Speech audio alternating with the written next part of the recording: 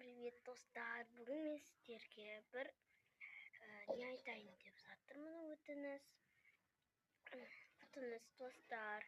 Менің видеоларымды көріп, соған лайк басып, комментарий жазып, тіркеліп кетіңіздерші.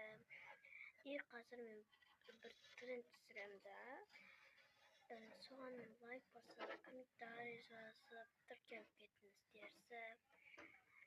Мен деген сайысқа кетіп баттым да, сондай подписчиктері көптер сайысқа барады деп.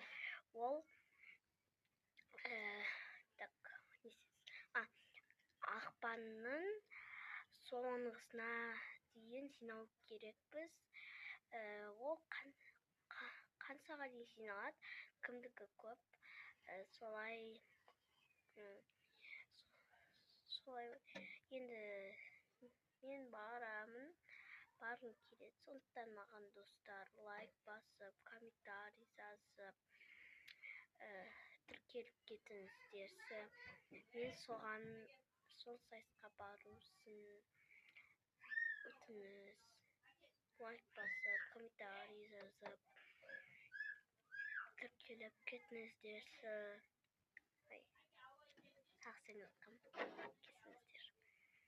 Лайк басып, комментарий жазып, тіркеліп кетіңіздерші. Мен сайысқа баруым керекпін.